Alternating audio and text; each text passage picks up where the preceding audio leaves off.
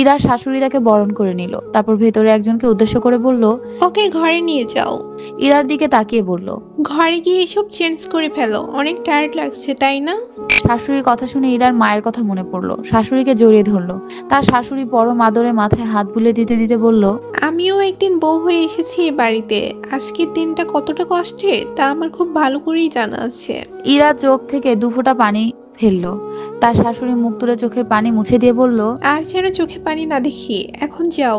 ইরা একটু হেসে মাথা নাড়িয়ে ঘরে চলে গেল। সামনের ঘরের দরজাতে লাগানো একগুচ্ছ ফুল। দরজা খুলে ভেতরে যেতেই চোখে পড়লো সাজানো খাট। মেয়েটি ইরাকে ঘরে ঢুকিয়ে দিয়ে বলল, ভাবি আমি আসি, ভাইয়া এখনই চলে আসবে বলি একটা হাসি দিল। ইরা খুব শান্তভাবে জিজ্ঞেস করলো, তোমার নাম কি? শান্তা। ইরা একটু হাসলো। মেয়েটা চলে গেল। ইরা একা একা সব ঘুরে ঘুরে দেখছিল। ঘরটা অনেক সুন্দর করে সাজানো। আচমকা দরজা খোলার আওয়াজে চমকে উঠল ইরা। রিহাব রুমে এসে ঢুকলো। তারপর দরজাটা লক করে দিল। ইরার এখন ভয়ে বুক কাঁপছে। হাত পা রীতিমতো কাঁপছে। এক হাতে শাড়ির আঁচল মুঠ করে ধরে এক পাশে দাঁড়িয়ে আছে। রিহাব ইরার দিকেই আসছে, কিন্তু ইরার সাহস হলো না চোখ তুলে তার দিকে তাকাতে। সে মাথা নামিয়ে দাঁড়িয়ে আছে। রিহাব তার অনেকটা কাছে এসে পড়েছে। এবার তো ইরার মুখের কথাই বন্ধ হয়ে গেছে। কিছু বলতে চাইলেও মুখ থেকে বের হচ্ছে না। এই অবস্থায় রিহাব ইরাকে অবাক করে দিয়ে বলল, এখনো চেঞ্জ করনি? রিহাবের শান্ত গলার আওয়াজ শুনে ইরার একটু সাহস হলো। হাতের মুঠোয় ধরে রাখা শাড়ি ছেড়ে দিল। একটা স্বপ্ন ঢোক গিলে নিজেকে স্বাভাবিক করে নিয়ে বলল, করতেই যাচ্ছিলাম। রিহাব বিছানায় বসে পড়ল। ইরার দিকে তাকিয়ে বলল, তাড়াতাড়ি চেঞ্জ করে নাও।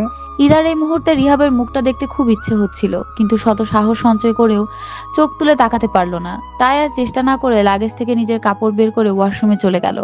রিহাব একটা ছোট শ্বাস ছেড়ে বিছানায় শুয়ে পড়লো। ইরা ওয়াশরুম থেকে বের হয়ে দেখে রিহাব চোখের উপর হাত দিয়ে শুয়ে আছে। ঘুমিয়ে গেছে কিনা বুঝতে পারছে না।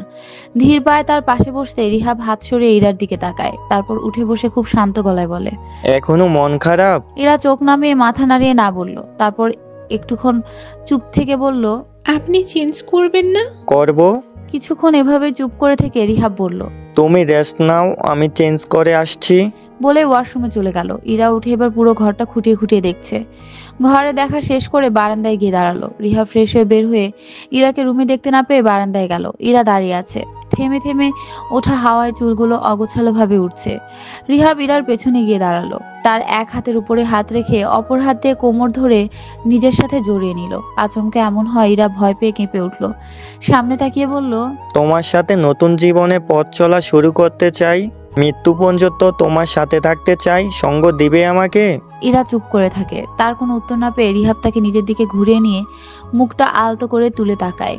ইরার অস্বস্তি হয়, চোখ বন্ধ করে ফেলে। তার ঠোঁট কাঁপছে অনবরত। রিহাব তার সেই ঠোঁটে আলতো করে নিজের ঠোঁট ছুঁয়ে দিয়ে বলে, আমার মনে সবটুকু ভালোবাসা দিয়ে তোমাকে ভালোবাসতে চাই। দেবে কি আমাকে সেই সুযোগ? ইরা চোখ খুলে ফেলে। রিহাবের এই অদ্ভুত দৃষ্টি ইরার ভেতরে জমানো সমস্ত আবেগকে অস্থির করে তুলছে। সে আর তাকিয়ে থাকতে পারলো না। ইরা রিহাবকে শক্ত করে জড়িয়ে ধরলো। রিহাবও ইরাকে নিজের সাথে মিশিয়ে নিল। গত 2 দিন ধরে যত কিছু নিয়ে বাড়িটা সাজানো হয়েছিল সবকিছু খুলে ফেলা হচ্ছে। সবকিছু গুছিয়ে নিচ্ছে লোকজন। ইভান সেগুলোই দেখছে। আশেপাশে চোখ ফেরাতে চোখ পড়লো ঈশার বাবা এক পাশে মলিন দৃষ্টিতে তাকিয়ে আছেন। তার দৃষ্টিতে শূন্যতা। বাবার কাছে মেয়েরা একটু বেশি আদুরে হয়। মেয়েদের বিদায় একজন বাবাকে ভেতর থেকে কতটা শূন্য করে দিতে পারে তা ইভান এই মুহূর্তে আন্দাজ করতে পারছে। সে ধীর পায়ে পাশে দাঁড়িয়ে বলল, বড় বাবা, তোমার কি মন খারাপ? ঈশার বাবা ভাবনায় ডুবে থাকায় একটু চমকে উঠল।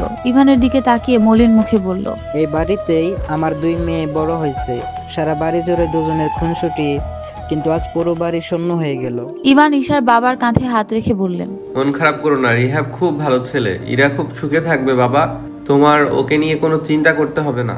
ঈশার বাবা তার আবেগ ধরে রাখতে পারল না। ইভানকে জড়িয়ে ধরে কেঁদে ফেললো। ইভানও তাকে জড়িয়ে ধরলো। কাঁদো কাঁদো কণ্ঠে বলল, আজ থেকে 6 বছর আগে আমি ঈশার বিয়ে দিতে চাইছিলাম অন্য কোথাও, কিন্তু বিশ্বাস কর আমি সেই সময় ঈশাকে নিয়ে নিশ্চিন্ত হতে পারিনি। খুব ভয় মনে ছিল, কিন্তু তুই যখন ঈশাকে বিয়ে করলি তখন আমি একদম নিশ্চিন্ত হয়ে গেলাম। আর কোনোদিন ঈশাকে নিয়ে আমার মধ্যে ভয় হয়নি। তুই ওর কাছ থেকে দূরে চলে গেলি তখন আমি একটুও ভয় পাইনি, কারণ আমি জানতাম তুই যেখানে থাক নিজের জীবন দিয়ে হলেও আমার মেয়েকে ঈশাকে ভালো রাখবি। ইভানকে ছেড়ে দিয়ে একটু দূরে দাঁড়িয়ে বলল, আমাকে মাফ করে দিস, আমি তোর সাথে অন্যায় করছি, অনেক বড় অন্যায়। কথাটা বলে তিনি আর দাঁড়ালেন না। ইভান দাঁড়িয়ে দেখছে। উনি চলে যাওয়ার পর চোখ বন্ধ করে একটা ছোট্ট শ্বাস ছেড়ে বলল, তুমি হয়তো জানো না বড় বাবা, তোমার এই কথার মানে আমার কাছে স্পষ্ট। তোমার এই অপরাধবোধ কেন আর ঠিক কোথা থেকে তৈরি হয়েছে তা আমার অজানা নয়। আমি এটা শেষ করেই ছাড়বো, তুমি ভাবিও না। আমি বেঁচে থাকতে কারো ক্ষতি হতে দিব না। হালকা ঘুমে বন্ধ থাকা চোখের উপরের মাঝে মাঝে একটা ছায়ার মতো নড়াচড়া করছে। রিহাব একটু ভ্রু কুঁচকে নিয়ে পিটপিট করে তাকালো সামনে। ইরা নিজের ভেজা চুলগুলো আঁচড়াতে ব্যস্ত, কিন্তু বারবার চিরুনি সেটার গিট্টুর মাঝে আটকে যাচ্ছে। আর সে বেশ বিরক্তি নিয়ে খোলার চেষ্টা করছে। মাঝে মাঝে চিরুনি রেখে হাত দিয়ে খোলার চেষ্টা করছে। রিহাব ঠোঁটের কোণে ক্ষীণ হাসি নিয়ে তাকিয়ে আছে। এবার ইরা বিরক্ত হয়ে জোরে টানতেই একটা চুল ছিঁড়ে যায়। ব্যথায় আহ শব্দ করতে রিহাব একটু ভারী গলায় বলল, সব চুল কি টেনে ছিঁড়ে ফেলবে নাকি? ইরা চমকে ওঠে, পেছন ঘুরে তাকায়। রিহাবের চোখে চোখ পড়ায় দৃষ্টি ফিরিয়ে নিয়ে আবার সামনে তাকায়। রিহাব একটু হেসে উঠে বসে, নেমে ধীর পায়ে ইরার কাছে যায়। হাত থেকে চিরুনি নিয়ে বলে, আর চিরুনি করতে হবে না। ইরা খুব বিরক্ত মুখে বলে, খেয়াল অতগুলো কাটা লাগানোর পরেই চুলের এই অবস্থা হয়েছে। রিহাব চিরুনিটা রেখে ওয়াশরুমের দিকে যেতে যেতে গম্ভীর গলায় বলল, কি দরকার ছিল এত সাজুগুজু করার? এত মেকআপ খাওয়ার পরে আমি কতটুকু সুস্থ থাকতে পারবো সেটা নিয়ে এখন ভাবছি। বলেই ওয়াশরুমে ঢুকে দরজা আটকে দিল। ইরা চোখ বড় বড় করে তাকালো সেদিকে। আর কোনো কথা না বলে নিচে চলে গেল। সিঁড়ি দিয়ে নামতে নামতে দেখলো তার শ্বশুর শাশুড়ি দুইজনই টেবিলে বসে তাদের জন্য অপেক্ষা করছে। একটু লজ্জা পেল, দেরি করে ফেলেছে। আর একটু আগে উঠলেই এই লজ্জায় পড়তে হতো না। শাড়ির আঁচলটা মাথায় টেনে দিয়ে মাথা নিচু করে নেমে এলো। সালাম দিয়ে এক পাশে দাঁড়ালো। রিহাবের বাবা বুঝতে পারলেন মেয়েটা অস্বস্তি বোধ করছে, তাই একটু স্বাভাবিক করতে বললেন। বস। ইরা সামনে চেয়ারে বসে পড়ল। শান্তা নামের মেয়েটা খাবার নিয়ে এলো। রিহাবের মা উঠতে যাবে, তখনই ইরা বলল, আপনি বসেন মা, আমি দিচ্ছি। কথা শেষ করে উঠে দাঁড়ালো। আর কারো কথার অপেক্ষা না করেই সবার প্লেটে খাবার দিয়ে দিল। রিহাবের মা বলল, তুমি বসো। রিহাব কোথায়? কথাটা কানে আসতেই কেন জানি লজ্জা ঘিরে ধরলো ইরাকে। মাথা নত করে ধীর কণ্ঠে বলল, আসছে। তাদের কথা শেষ হওয়ার আগে রিহাব নামছে। তার মা দেখে বলল, ওই তো এসে গেছে। ইরা চোখ তুলে উপরে তাকালো। মেরুন রঙের একটা টি শার্ট পরে সিঁড়ি বেয়ে নামছে। সামনের চুলগুলো হালকা উঠছে। রিহাব চোখ তুলতে ইরা চোখ নামিয়ে নিল। ইরার পাশের চেয়ারে এসে বসলো। ইরা তার প্লেটে খাবার দিল। রিহাব মনোযোগ দিয়ে খাবার খাচ্ছে। রিহাবের দিকে তাকিয়ে তার বাবা বলল, আজকে ওকে হসপিটালে যাবে? রিহাব খেতে খেতেই বলল, নিজের মরার আগ পর্যন্ত আমাকে দায়িত্ব পালন করতে হবে। তার কণ্ঠের অসহায়ত্ব শুনে বাবা মা দুজনই মুখ টিপে হাসতে লাগলো। কিছুক্ষণ পর রিহাবের মা বলল, খুব বেশি কাজ কি? রিহাব একটু ভ্রুকুচকে বিরক্তি নিয়ে বলল, বেশি না, তাড়াতাড়ি চলে আসবো। খাবার শেষ করে ঘরে এসে রিহাব রেডি হচ্ছে। ইরা ঘরের এক কোনায় বসে একবার রিহাবের দিকে তাকাচ্ছে, আবার চোখ ফিরিয়ে নিচ্ছে।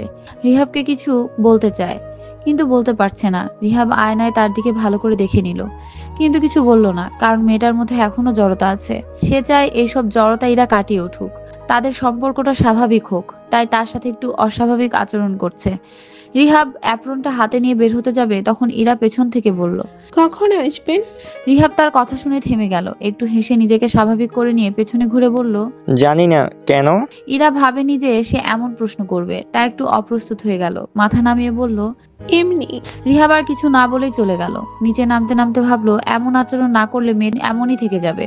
তাই এমন কিছু করতে হবে যাতে সে নিজে নিজেই তার মনের কথা বলতে পারে। নিচে নেমেই তার বাবা বলল, তাড়াতাড়ি আসো, ইরা একাই আছে। ইরাও পেছন পেছন নামছিল। আর চোখে ইরাকে দেখে নিয়ে বলল, বাড়িতে এত মানুষ একা থাকবে কেন? ইরার খুব মন খারাপ হলো। একদিনে মানুষটা কেমন বদলে গেল, এমন তো ছিল না। চোখ ছলছল করে উঠল। রিহাব বের হয়ে গেল। ইরা রান্নাঘরে গেল। তার শাশুড়ি রান্না করছে। রান্নাঘরে পা দিতেই উনি বললেন, তুমি এখানে কেন? নতুন বউ রান্নাঘরে আসে না? ইরা মাথা নিচু করে বের হয়ে যেতেই উনি আবার পেছন থেকে ডাকলেন। জিজ্ঞেস করলেন, রিহাব চলে গেছে? ইরা মাথা নাড়ালো। উনি বুঝতে পারলেন রিহাব চলে যাওয়ায় ও একা হয়ে গেছে, তাই এখানে এভাবে দাঁড়িয়ে আছে। উনি ইরাকে ভেতরে ডাকলেন। ইরা মাথা নিচু করে ভেতরে গেল। একটু হেসে বললেন, তুমি রান্না করতে পারো? ইরা মাথা নাড়িয়ে হ্যাঁ বলল। উনি হেসে বললেন, আমি যখন থাকবো না তাহলে তখন তোমার কোনো অসুবিধা হবে না। ইরা মাথা তুলে বলল, কবে যাবেন মা? ইরা শাশুড়ি বলল পরশুদিন। ইরা বলল যেতেই হবে। অসহায়ের মতো মুখ করে ইরা জিজ্ঞেস করলো। তার শাশুড়ি মাথায় হাত দিয়ে বলল, হ্যাঁ মা, যেতেই হবে, তোমার বাবার কাজ আছে, শেষ করেই আবার চলে আসবো। ইরা মন খারাপ করে মাথা নিচু করে ফেললো। সবাই চলে গেলে এই বাড়িতে একা হয়ে যাবে সে। রিহাবও থাকবে না। রিহাবের মা আবার বলল, শান্তা থাকবে, কোনো অসুবিধা হলে ওকে বলবে। তারপর একটু দুষ্টুমি সুরে বলল। আর চেষ্টা করবে রিহাবকে বাসায় রাখার। ইরা লজ্জা পেয়ে একটু হেসে ফেলল। দুপুরের খাবার শেষ করে ইরা ঘরে চলে এলো। তার শাশুড়ি বলেছে রেস্ট নিতে। রিহাব এখনো আসেনি। ইরা বিছানায় বসে ভাবছে। ফোনের শব্দে তাকিয়ে দেখে ইভান। খুশি হয়ে ফোনটা রিসিভ করলো। হ্যালো ভাইয়া। কি করছিস? কিছু না, রেস্ট নিচ্ছি। খাওয়া দাওয়া করেছিস? হ্যাঁ করেছি। তুই ঠিক আছিস তো? হ্যাঁ ভাইয়া, আমি একদম ঠিক আছি। রিহাব কোথায়? ইরা একটু হতাশ হয়ে বলল হসপিটালে গেছে। ও আচ্ছা। বলে শান্ত গলায় বলল। ইরা তুই ভালো আছিস তো? ইভানের কথার মানে বুঝতে পেরে ইরা একটু হেসে বলল। আমি ভালো থাকবো তুমি জানতে ভাইয়া, আর না জানলে তুমি এই বিয়েতে কখনোই সম্মতি দিতে না। ইরার কথা শুনে ইভান একটা স্বস্তির নিঃশ্বাস ফেলে বলল। ঠিক আছে রাখছি, পরে আবার ফোন দিব। বলেই ফোনটা কেটে দিল। ইরার শরীরটা ঝিমিয়ে আসছিল। ঠিক হয়ে শুয়ে পড়লো। কিছুক্ষণের মধ্যেই ঘুমিয়ে গেল। রিহাব এসে ঘরে ঢুকে দেখে ইরা ঘুমাচ্ছে। সে নিঃশব্দে ওয়াশরুমে গেল। ফ্রেশ হয়ে দেখে ইরার পাশে বসে তাকে দেখছে। হালকা একটু গালে হাত দিতে সে চমকে উঠে রিহাবকে জড়িয়ে ধরলো। জোরে জোরে শ্বাস নিচ্ছে। রিহাব একটু অপ্রস্তুত হয়ে গেল। সে ইরার মাথায় হাত দিয়ে বলল। কি হয়েছে, ভয় পেয়েছো? রিহাবের গলা শুনে ইরা স্বস্তি পেল। একটা জোরে শ্বাস ছেড়ে বলল। স্বপ্ন দেখছিলাম। রিহাবকে এভাবে জড়িয়ে ধরায় একটু অপ্রস্তুত হয়ে তাকে ছেড়ে দিল। রিহাব একটু হাসলো। ইরা মাথা নামিয়ে বলল। কখন এসেছেন? রিহাব গম্ভীর গলায় বলল। অনেকক্ষণ হলো। আমাকে ডাকেননি কেন? তুমি কি আমার অপেক্ষা করছিলে? করলে তো শুয়ে পড়তে না। আমি কখন আসবো সেটা ভেবে বসে থাকতে। ইরা ভ্রু কুচকে তাকালো, রাগ করে বলল আমাকে ব্লেম করার আগে নিজে একটু ভেবে দেখেন। বিয়ের পরের দিন বউকে রেখে কাছে গিয়েছিলেন, একবার ফোনও করেননি। রিহাব বলল তুমিও তো করনি, দায়িত্বটা কি আমার একার? রিহাবের এমন কথা শুনে ইরা উল্টো কাঁদো কাঁদো গলায় বলল, বিয়ের আগে তো কত মিষ্টি কথা, আমার সব দায়িত্ব নেবে, কিন্তু এখন মনে হচ্ছে শত্রুকে বিয়ে করেছি, আমাকে আর সহ্যই করতে পারছে না। ইরার কথা শুনে রিহাব একটু হেসে তাকে একটানে নিজের বুকের সাথে মিশিয়ে নিয়ে শুয়ে পড়ল। ইরা একটু অপ্রস্তুত হয়ে উঠতে গেলে আরো জোরে চেপে ধরলো। কোমল সুরে বলে। এক্সপেকটেশন প্রকাশ করতে হয়, না হলে কিছুই পাওয়া যায় না। দরজা ঠেলে রুমে ঢুকতে ঈশা দেখলো ইভান ফাইলে মুখ ডুবে ভ্রু কুঁচকে ভাবছে, আর তার সামনে চেয়ারে বসে এক সুন্দরী মেয়ে তাকে দর্শন করে যাচ্ছে। হঠাৎ এমন দরজা খুলে কাউকে ঢুকতে দেখে দুজনেই অবাক হয়ে তাকালো, কারণ ইভানের কেবিনে কেউ কখনো নক না করে ঢোকে না। ইভান ঈশাকে দেখে আরো বেশি অবাক হলো, কারণ সে যে আসবে কোনোভাবে ইভান জানতো না। হাঁ করে ঈশার দিকে তাকিয়ে আছে সে। ঈশা একটু বিরক্ত হয়ে ধীর পায়ে এগিয়ে এলো। ইভান ফাইল বন্ধ করে রেখে সামনে থাকা মেয়েটাকে বলল। আমি এই ফাইলগুলো পরে দেখবো, এখন আপনি আসুন। মেয়েটা ইভানের কথা শুনে কিছু বলল না ঠিকই, কিন্তু খুশিও হতে পারলো না। ঈশার দিকে তাকালো, তার চোখে এক রাশ বিরক্তি। সে ঈশাকে ভালো করে দেখে নিল। ঈশার মেজাজটা খারাপ হয়ে গেল। সে ভ্রুকুচকে মেয়েটার দিকে তাকালো। ঈশার যে মেয়েটাকে পছন্দ হয়নি তা ইভান ভালো করে বুঝতে পেরে একটু হেসে বলল, miss Rini, meet my wife missus Isha Ivan Mahmud. ঈশার রাগ করার কথা থাকলেও আশ্চর্যজনকভাবে সব রাগ কোথায় যেন হারিয়ে গেল। ঈশা শান্ত দৃষ্টিতে ইভানের দিকে তাকালো, কিন্তু মিস রিনি অবাকের সুর টেনে বলল, স্যার আপনার ওয়াইফ মানে? তার কথায় দুজনই তার দিকে ঘুরে তাকায়। ইভান একটু হেসে বলে, ইয়েস মাই ওয়াইফ।